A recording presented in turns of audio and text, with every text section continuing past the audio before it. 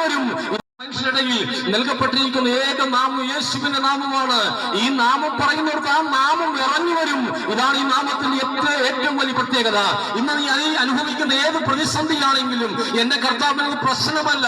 ആ പ്രതിസന്ധികളെ മായ്ച്ച് തിരുത്തി എഴുതുവാൻ കഴിയുന്ന ദൈവമാണ് നമ്മുടെ യേശു.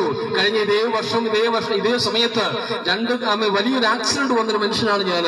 വലിയൊരു ഭാരതവൻസ് എന്ന് പറയുന്ന വലിയൊരു വണ്ടി വന്ന് എന്റെ ബൈക്കിലിടിച്ച് ഒരു 100 മീറ്ററോളം തെറിച്ചു പോയി വീണ് 2 കാലും ഒടിഞ്ഞു.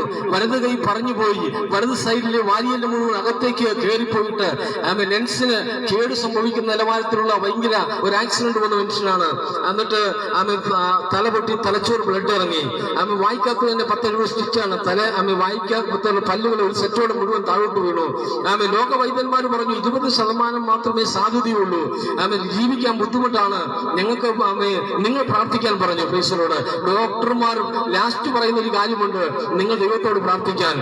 ജനമെല്ലാം ശക്തമായി പ്രാർത്ഥിച്ചു. മരിച്ചവസ്ഥയിൽ കിടന്ന 7 ദിവസം കോമായിസിൽ മിണ്ടാൻ വയ്യാതെ മരിച്ചെന്ന് പറഞ്ഞ മനുഷ്യനെ യേശു എഴുന്നേൽപ്പിച്ചു വിട്ടു. അങ്ങനെയെങ്കിൽ ഇന്ന് പകൽക്കാലം അസ്തമിച്ച പകല വിഷയത്താൽ ഭാരപ്പെടുന്ന ജീവിതമേ, നിന്റെ ജീവിതം തകർന്നിട്ടില്ല. യേശു മഹാദൈവമാണ്. നിന്റെ ഏത് പ്രശ്നങ്ങളെയും മാറ്റുവാൻ യേശു മതിയായ ദൈവമാണ്. രോഗിയായി നീ ഭാരപ്പെടുന്നുവോ, കടഭാരമായി ഭാരപ്പെടുന്നുവോ, നീ അനുഭവിക്കുന്ന ഏത് പ്രശ്നമായിരുന്നാലും അതിനൊക്കെ യേശുവിന് മുമ്പിൽ ഉത്തരമുണ്ട്.